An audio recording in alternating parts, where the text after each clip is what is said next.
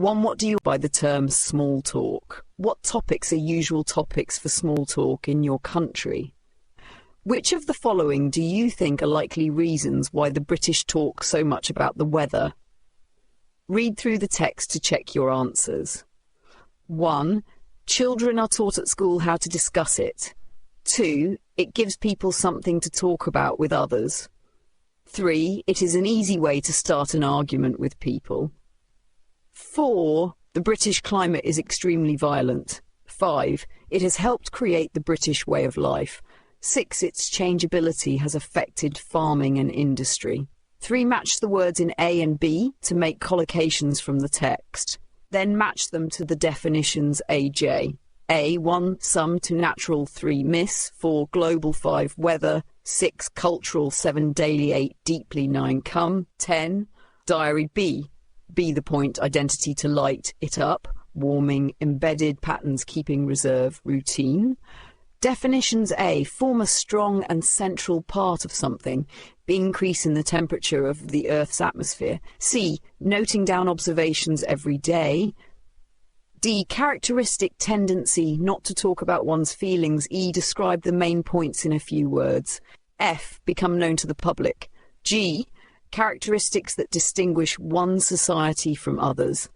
H. The order and way we do things every day. I. Not understand the most important idea about something, say. J. Regular changes between rain, sunshine, heat, cold, etc. 4. The text refers to the ideas of various writers. A.E. to points 1 to 8. Writers. A. George Mikes. B. Kate Fox. C. Bill Bryson. D. Jeremy Paxman. E. Benjamin Orlove. 1. Compared to what sometimes happens in other parts of the world, the English weather is rather boring.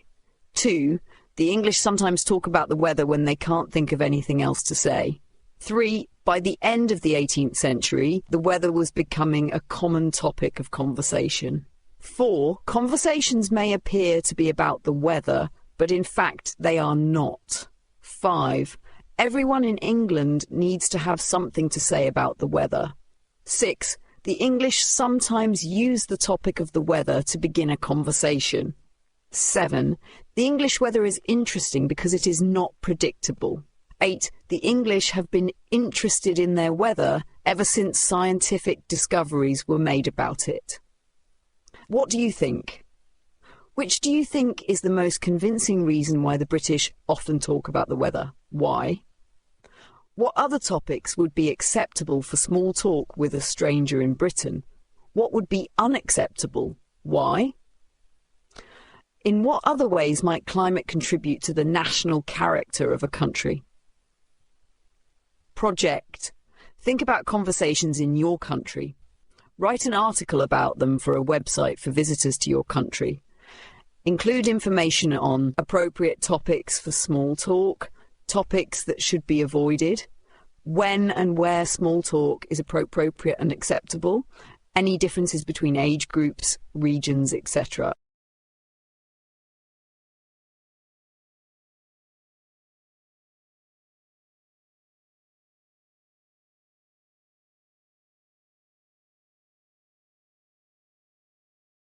Pages 28 and 29. Exercise 2.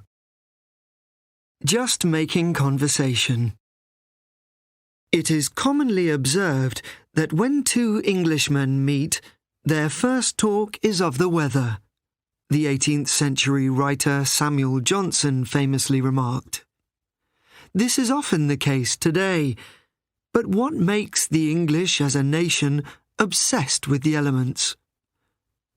Look at any book or website that teaches foreigners English, and one of the first conversations you can learn is about the weather. One site says, English speakers love to talk about the weather.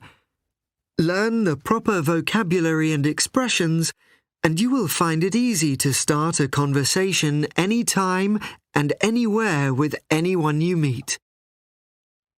George Mikes, in his book about English traits, How to Be an Alien, sums it up perfectly when he says the weather is the most important topic in the land.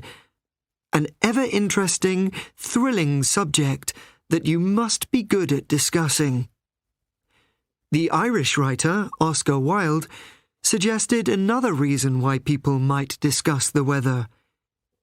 In his play, The Importance of Being Earnest, Gwendolen says, "Pray don't talk to me about the weather, Mr. Worthing. Whenever people talk to me about the weather, I always feel quite certain that they mean something else." This is also what Kate Fox, author of Watching the English, thinks. Conversations are not really about the weather at all, but code to help us overcome our natural reserve and actually talk to each other. They serve as a simple greeting, an icebreaker or backup for when the conversation falters. There are rules to weather-related conversations, however. All writers on the subject agree that you must never contradict anybody when discussing the weather, as this would be very bad etiquette. Even if it is snowing outside and someone says, "Nice weather, isn't it?" you must reply, "Yes, it is." Bill Bryson, the best-selling American writer and journalist, thinks the English weather is not at all fascinating, as there is no danger of monsoons, hurricanes, or tropical storms, as with many other countries. English broadcaster, journalist, and author Jeremy Paxman disagrees, saying Bryson has missed the point, as the interest is in its uncertainty. Despite this, the English are still surprised when the weather changes. With the continuing rise in global warming and resulting change in weather patterns, our awareness and understanding of the weather has never been so important.